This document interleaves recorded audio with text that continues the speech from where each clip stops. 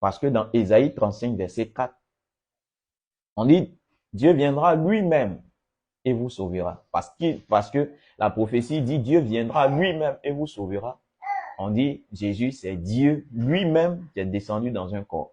Donc, dites-moi, ici, Exode 3, verset 8, Dieu dit, je suis descendu pour le délivrer. Donc, Moïse, c'était Dieu. C'est la conclusion qu'on va tirer. Moïse était Dieu. Non. Quand Dieu dit, je suis descendu ou je descends pour délivrer ou pour sauver, Dieu passe par quelqu'un. D'accord? Donc, Dieu va passer par Moïse pour délivrer le peuple. Voici pourquoi il dit, je suis descendu pour le délivrer. Mais c'est pas Dieu lui-même qui est descendu en personne, ou bien Dieu, c'est Moïse, c'est Dieu dans un corps, non? Dieu passe toujours par quelqu'un. Quand quelqu'un, je prends un exemple simple, toi le chrétien, je te pose la question. Si tu demandes, par exemple, tu as faim et tu demandes de la nourriture à Dieu, tu pries, tu dis à Dieu, Seigneur, j'ai faim, j'ai besoin de la nourriture, et quelqu'un t'envoie la nourriture, tu dis quoi? Dieu m'a donné à manger. Est-ce que cette personne-là, c'est Dieu? Non. C'est Dieu par cette personne qui t'a apporté à manger, mais cette personne n'est pas Dieu.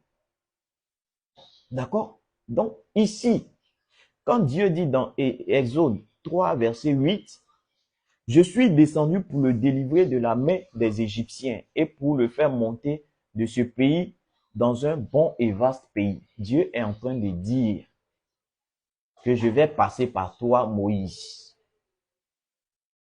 C'est simple, c'est clair.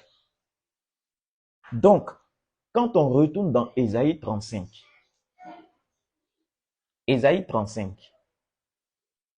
verset 4, c'est tellement clair. Dieu dit, dites à ceux qui ont le cœur troublé, prenez courage, ne craignez point. Voici votre Dieu, la vengeance viendra. Donc Dieu va venir venger son peuple. La rétribution de Dieu, il viendra lui-même et vous sauvera. Qu'est-ce que ça veut dire? Ça veut dire que Dieu va passer par quelqu'un. Dieu va descendre, mais Dieu ne descend jamais lui-même en personne, non. Dieu ne descend jamais lui-même en personne, mais il passe toujours par ses serviteurs, il passe toujours par un homme. D'accord? Quand on lit, on retourne encore dans Ésaïe chapitre 7. Ésaïe 7. Ésaïe chapitre 7, verset 14, je crois bien. Ésaïe 7, verset 14. On dit, c'est pourquoi le Seigneur lui-même vous donnera un signe. Voici, la jeune fille deviendra enceinte. Elle enfantera un fils et elle lui donnera le nom d'Emmanuel. Emmanuel qui veut dire Dieu avec nous. Donc, le nom d'Emmanuel, là, ça veut dire Dieu avec nous-mêmes. Et pas dire que Emmanuel, là, c'est Dieu lui-même qui est descendu. Non. Mais Emmanuel veut dire Dieu avec nous. Dieu nous montre sa présence. Dieu nous montre sa main. Dieu nous montre sa puissance. Mais ça ne veut pas dire que c'est Dieu lui-même qui est descendu en personne. Quand Dieu veut délivrer quelqu'un, quand Dieu veut sauver quelqu'un, quand Dieu veut faire du bien à quelqu'un, il passe par quelqu'un. Mais on dit quoi? C'est Dieu qui a fait.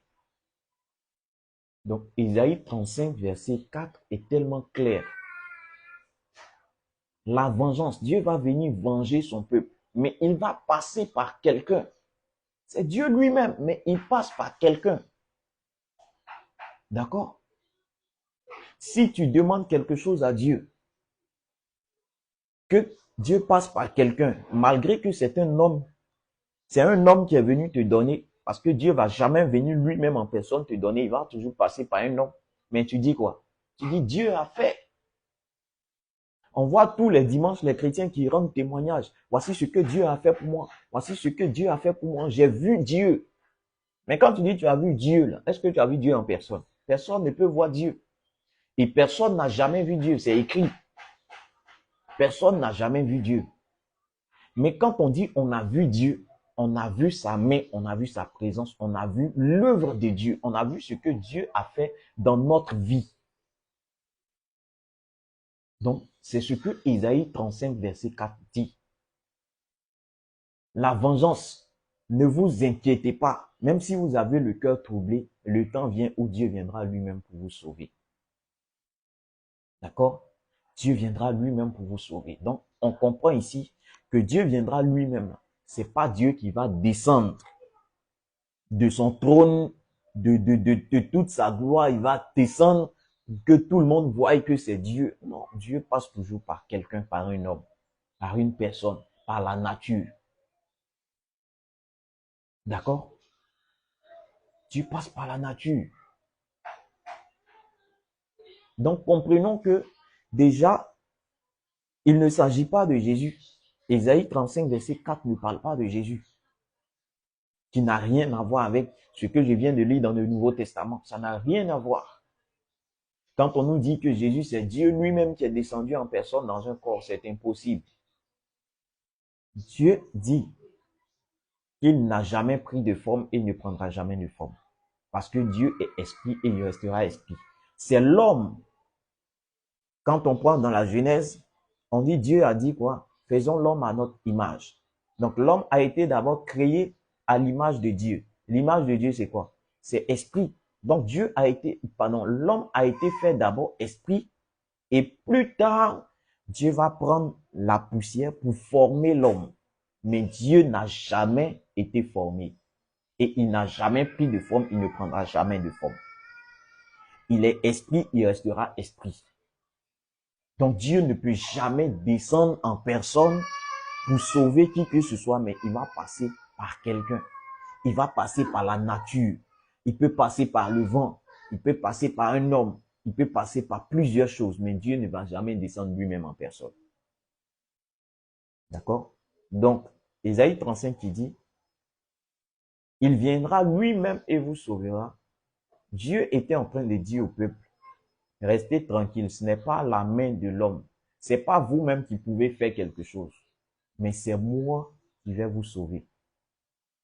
De la même manière, Dieu lui-même a sauvé, a fait sortir le peuple de l'Égypte pour les envoyer à Canaan, mais il n'est pas descendu lui-même. Il est passé par qui? Par Moïse. Pourtant, il a dit, je suis descendu pour le délivrer. Mais il est passé par qui? Par Moïse. D'accord? Il est passé par Moïse. Maintenant, on va continuer. On continue. Ésaïe 35. Ésaïe 35. On va descendre. Donc, il dit, dites à ceux qui ont le cœur troublé, prenez courage, ne craignez point. Voici votre Dieu, la vengeance viendra, la rétribution de Dieu. Il viendra lui-même et vous sauvera. On a expliqué. On descend au verset 5. Alors s'ouvriront les yeux des aveugles, s'ouvriront les oreilles des sourds, alors le boiteux sautera comme un cerf, et la langue du muet éclatera de joie, car des eaux jailliront dans le désert et des ruisseaux dans la solitude. Ici, alors s'ouvriront les yeux des aveugles, s'ouvriront les oreilles des sourds, alors les boiteux sauteront comme un cerf, la langue du muet éclatera de joie. Ça a deux sens.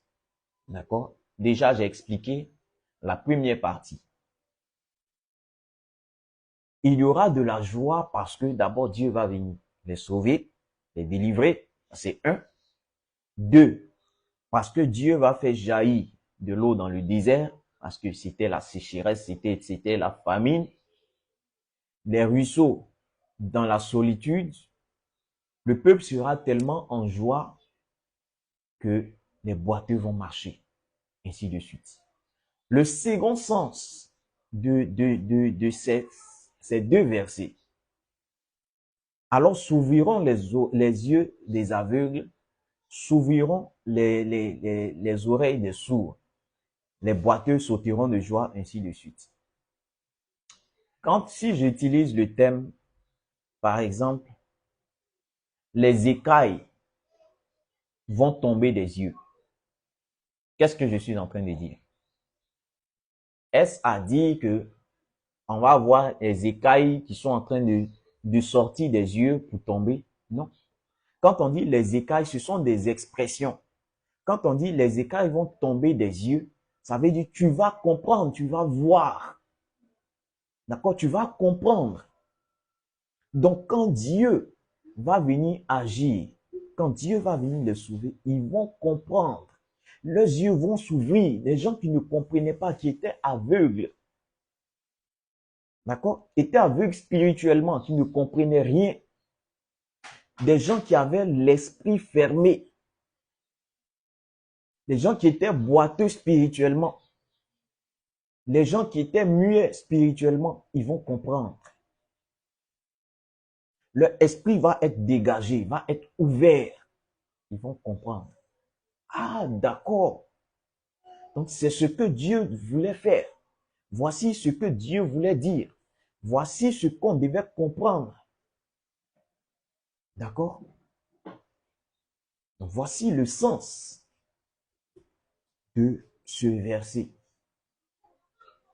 Il ne s'agit pas de ce que Jésus a fait parce que Jean-Baptiste a envoyé des gens pour dire est-ce que c'est lui vraiment, lui le Messie, ou bien on doit en attendre un autre.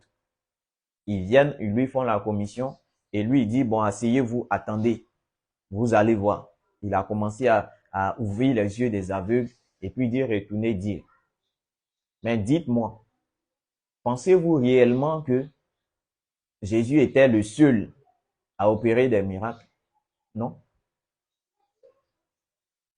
Est-ce qu'il était le seul à opérer des miracles? Moi, je dis non.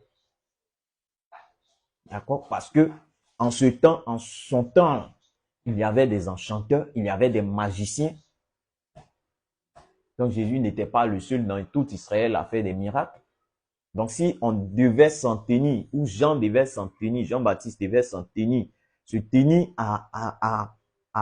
au miracle, c'est qu'il allait avoir plusieurs dieux. D'accord? Il allait avoir plusieurs dieux.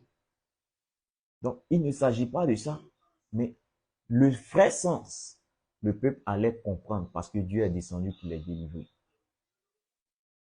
D'accord? Dieu est descendu pour les délivrer. Quand on dit, quand vous-même, les chrétiens même dans le christianisme, dans la religion chrétienne, à l'église, quand on dit quelqu'un aveugle spirituellement, est-ce parce que ses yeux physiques sont fermés? Non. Mais quand on dit il est aveugle ou bien il est sourd spirituellement, c'est qu'il ne comprend pas certaines choses. C'est clair. C'est qu'il ne comprend pas. Donc, le jour où les écailles vont tomber de ses yeux, le jour où ses oreilles vont s'ouvrir, ça ne veut pas dire que physiquement il est sourd, mais il va comprendre. Voici le vrai sens. D'accord? Donc, pour commencer, ou pour résumer, quand Dieu dit la vengeance viendra, ça veut dire c'est un peuple qui était maltraité. C'est un peuple qui était opprimé. Donc, ils avaient besoin que Dieu vienne les venger. Mais Jésus est venu. Est-ce que Jésus est venu venger quelqu'un? Non. Jésus n'est pas venu venger. On dit Jésus est venu réconcilier les hommes avec Dieu. Jésus est venu apporter la paix, la joie, la vie éternelle. Ça a quoi à voir avec la vengeance? Rien. Donc, il ne s'agit pas de Jésus. Ça, c'est un. Deux, il viendra lui-même. On dit Dieu viendra lui-même et vous sauvera. Ça ne veut pas dire que Dieu va descendre en personne, mais Dieu va passer par quelqu'un. Comme Dieu a fait avec Moïse. Dieu a dit, j'ai entendu les pleurs du peuple d'Israël en Égypte. J'ai entendu les cris que leur font pousser ses oppresseurs. Et Dieu dit, je suis descendu pour le délivrer. Mais est-ce que Dieu est descendu en personne pour délivrer le peuple? Non, il est passé par Moïse. Ésaïe 7, verset 14. La jeune fille deviendra enceinte. Elle enfantera un fils, on l'appellera Emmanuel, qui veut dire Dieu avec nous. Est-ce à dire que Dieu est descendu? Non. Mais pour dire que La présence de Dieu était là. La main de Dieu est venue agir. C'est tout. Voici la bonne compréhension. Et alors s'ouvriront les yeux des aveugles, s'ouvriront les oreilles des sourds, ainsi de suite. Ils vont comprendre et savoir désormais que Dieu est avec eux. D'accord? Est-ce qu'il y a des questions, des préoccupations? Et comme j'ai dit, je ne vais pas être long, mais samedi prochain, on va voir l'historique de l'avènement du christianisme en Afrique. Comment le christianisme est arrivé en Afrique? Quand est-ce que le christianisme est arrivé en Afrique? Et est-ce qu'avant le christianisme, tous les Africains adoraient fétiches? Est-ce qu'avant le christianisme, avant l'avènement du christianisme en Afrique, est-ce que tous les Africains adoraient leurs ancêtres? Est-ce que tous les Africains invoquaient leurs ancêtres? C'est ce qu'on va voir samedi prochain. Donc, restez connectés. C'est un sujet vraiment passionnant parce que les chrétiens sont beaucoup ignorants sur ce sujet-là. Les chrétiens sont très ignorants sur ce sujet-là. Tous les chrétiens disent que avant que le christianisme ne vienne en Afrique, tous les Africains adoraient des fétiches. Je débattais même avec un pasteur et c'est ce qu'il a dit clair. En semaine, toute la semaine, j'étais sur des panels sur TikTok. C'est ce que tous les chrétiens disent. Que avant que le christianisme vienne, tous vos parents étaient choses. Tous vos parents, tous nos parents, nos ancêtres adoraient des fétiches. On va mieux comprendre samedi prochain. D'accord? Il y a une question. On dit, peut-on avoir des versets de l'Ancien Testament qui montrent que les aveugles et les sourds dont il est question, pardon, faut prendre l'enfant. D'accord? Bonsoir, Respo, comment tu vas? Peut-on avoir des versets de l'Ancien Testament qui montrent que les aveugles et les sourds dont il est question est spirituel? D'accord?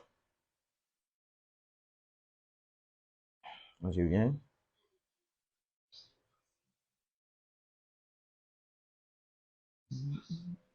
Excusez. Je viens.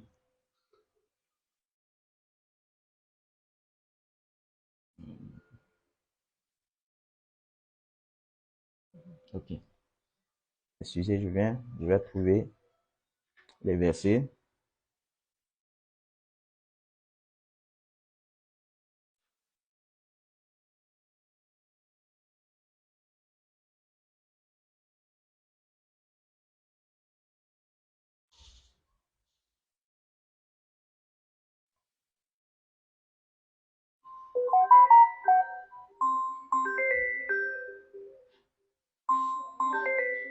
Excusez.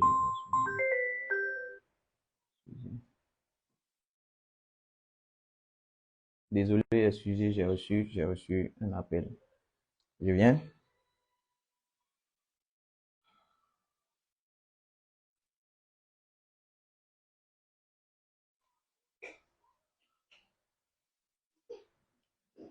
Excusez, je suis en train de chercher rapidement les versets et répondre rapidement. Alors, qu'est-ce que je fais?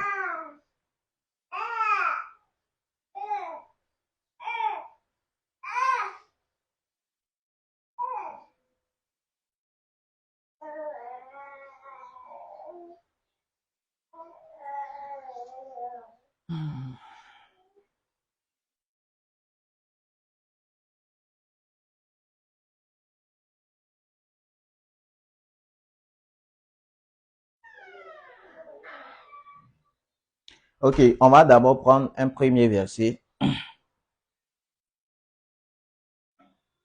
On va prendre Psaume.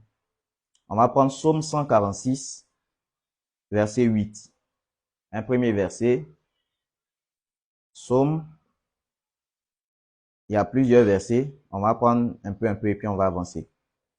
Donc, Psaume 146, verset 8. D'accord? Psaume 146. On dit, je monte d'abord au verset 7. On dit, il fait droit aux opprimés, il donne du pain aux affamés, l'Éternel délivre les captifs. Verset 8, l'Éternel ouvre les yeux des aveugles, l'Éternel redresse ceux qui sont courbés, l'Éternel aime les justes. Ici, il s'agit de quoi? Quand Dieu dit qu'il redresse ceux qui sont courbés, il dit ceux qui sont pas dans la droiture. Oh, qu'est-ce que j'ai?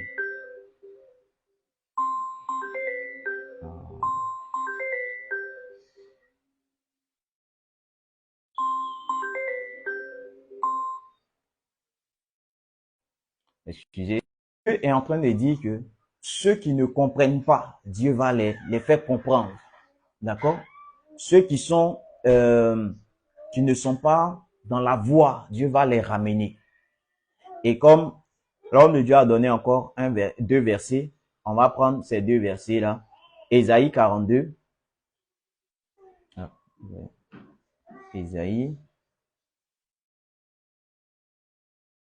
Ésaïe 42. Laissez-moi trouver. Ésaïe 42.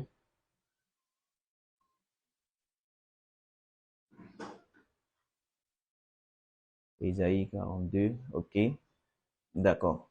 Donc, je monte au verset 17. On dit, ils reculeront, ils seront confus. Ceux qui se confient aux idoles taillées. Ceux qui disent aux idoles de fonte, vous êtes nos dieux. Donc ça déjà, c'est un aveuglement spirituel. D'accord? Ils reculeront, ils seront confus. Ceux qui se confient aux idoles taillées, ceux qui disent aux idoles de fonte, vous êtes nos dieux. Sourds, écoutez. Aveugles, regardez et voyez. Qui est aveugle? Sinon, mon serviteur est sourd comme mon messager que j'envoie. Donc, Dieu est en train de dire, il dit mon messager que j'envoie. Si Dieu l'a envoyé, c'est parce qu'il l'a entendu. Mais pourquoi Dieu dit qu'il est sourd? Il entend, mais il ne comprend pas. C'est lui que Dieu appelle sourd. Quelqu'un qui entend, mais il ne comprend pas, il est sourd spirituellement. D'accord? Il l'entend, mais il ne comprend pas. Donc, qui est aveugle? Sinon, mon serviteur est sourd comme mon messager que j'envoie. Qui est aveugle comme l'ami de Dieu, aveugle comme le serviteur de l'Éternel. Donc, verset 20, tu as vu beaucoup de choses, mais tu n'as point pris garde, tu n'y as point pris garde. Voici ce que Dieu appelle aveugle. Dieu dit, tu as vu beaucoup de choses, mais tu n'y as point pris garde. Voici ce que Dieu appelle aveugle. Donc, tu as vu, mais tu n'as pas pris garde. Ou bien tu as entendu, mais tu n'as pas compris. C'est celui-là que Dieu appelle aveugle ou sourd. Tu as entendu, tu n'as pas compris. Tu as vu, mais tu n'as pas pris garde, tu es aveugle. Tu as entendu, tu n'as pas compris, tu es sourd. Donc, quand Dieu dit s'ouvriront les yeux des aveugles, ainsi de suite, voici le vrai sens, au fait. Voici le vrai sens. On prend aussi Ésaïe 56. Ésaïe 56. Ésaïe 56, c'est le verset 10. D'accord? Verset 10, verset 10, verset 10. Ces gardiens sont tous aveugles. Un gardien qui est aveugle, il fait quoi là? C'est parce qu'il voit qu'il est gardien. Mais Dieu dit, ces gardiens sont tous aveugles, sans intelligence. Ils sont tous des chiens muets, incapables d'aboyer. Ils ont des rêveries, se tiennent couchés, aiment à sommeiller. Donc, on comprend clairement. Donc, c'est ce que j'ai expliqué dans Ésaïe 35, verset 4. Quand Dieu dit s'ouvriront les yeux des aveugles, les gens vont comprendre. Les écailles vont tomber de leurs yeux et ils vont comprendre, ils vont voir que Dieu est en train d'agir. D'accord? Ils vont comprendre, ils vont voir, ils vont savoir que désormais c'est Dieu qui est en train d'agir. Parce que il est arrivé plusieurs fois que Dieu agit parmi le peuple de Dieu, mais ils ne voient pas la main de Dieu. Ce sont des aveugles. Je prends l'exemple. Quand le peuple d'Israël s'est retrouvé dans le désert, ils ont commencé à murmurer contre Dieu. Et Dieu va envoyer les serpents brûlants qui vont commencer à mordre le peuple. Ils vont commencer à mourir. Ils vont commencer à crier à Dieu. Dieu va dire à Moïse, il faut faire un serpent d'airain que tu vas élever. Quand Moïse a fait, il regardait au serpent d'airain, ils avaient la guérison. Qu'est-ce qu'ils vont faire désormais? C'est ce serpent-là, d'airain qu'ils vont prendre pour rentrer à Canaan. Et ce serpent-là va devenir leur Dieu. Ce ne sont pas des aveugles. Ce sont des aveugles. Ils n'ont pas vu la main de Dieu. Ils ont vu le serpent d'airain, mais ils n'ont pas vu la main de Dieu. Ce sont des aveugles. Donc, quand Dieu parle d'aveugles, quand Dieu parle de sourds, quand Dieu parle de muets, quand Dieu parle de boiteux, c'est spirituel. Ce ne sont pas des choses physiques. Donc, il ne s'agissait pas de guérir des gens, d'ouvrir les yeux des aveugles physiquement et dire aux gens, aux envoyés de Jean-Baptiste, allez dire à Jean-Baptiste ce que vous avez vu. Non, c'est pas de ça que Dieu était en train de parler. C'est pas de ça que Ésaïe 35, verset 4 était en train de dire. Mais Dieu était en train de dire plutôt que le peuple, quand lui, Dieu va venir les venger, ils vont comprendre, leurs yeux vont s'ouvrir. Ils vont entendre la voix de Dieu. Ils vont comprendre désormais que Dieu est descendu pour les secourir. C'est clair. D'accord?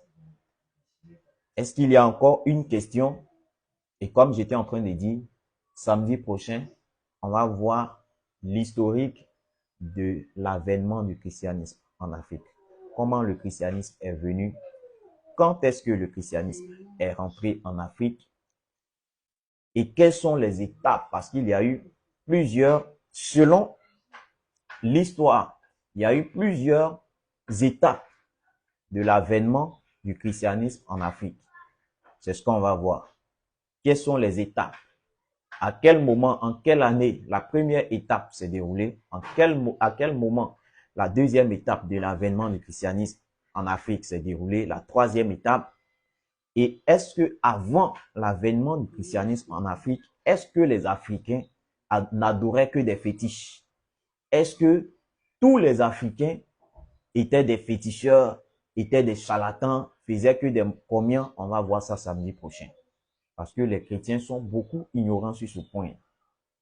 Donc, s'il y a des questions, vous pouvez les écrire en commentaire. Je vais laisser et je rappelle aussi, ce compte sur lequel je fais le direct, c'est mon compte personnel. D'accord? J'ai fait la page officielle parce que je parle de beaucoup de choses, des points sensibles. Donc, Facebook est capable de bannir mon compte principal. Donc, j'ai fait la page officielle sur laquelle désormais je vais faire le direct. Donc, vous pouvez aller sur la page, vous abonner.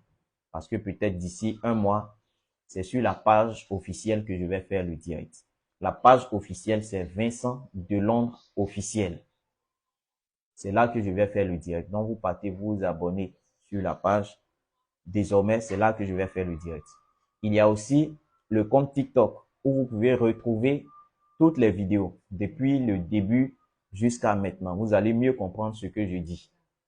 Parce que pour quelqu'un qui vient de tomber dans ce que je suis en train de dire, ne va rien comprendre. Donc, tu peux aller sur mon compte TikTok. Toutes les vidéos sont là. Il y a aussi la chaîne YouTube Vincent de Londres. La chaîne YouTube, vous avez toutes les vidéos qui sont là. Tous mes directs passés. Donc, je vais laisser en commentaire mon numéro WhatsApp pour des questions. S'il y a des questions ou des préoccupations, je suis disponible. Même pour débattre, je suis disponible. D'accord? Donc, sur ce, s'il n'y a pas de questions, je vais vérifier pour voir s'il y a d'autres questions, d'autres préoccupations. D'autres questions. D'accord? Il n'y a pas de questions. Donc, s'il n'y a pas de questions, on va s'arrêter là samedi prochain. On va se prendre pour un autre thème, l'avènement du christianisme en Afrique. Comment le christianisme est arrivé, à quel moment le christianisme est arrivé et tout ça, on va en parler. C'est un sujet vraiment important. Il faudrait que tous les chrétiens soient connectés pour mieux comprendre, parce que beaucoup de chrétiens, ou presque tous les chrétiens sont ignorants. Donc, je m'arrête là. Je m'arrête. Donc, que Dieu vous bénisse et on sera à samedi prochain. Que la paix et la grâce de Dieu soient sur vous.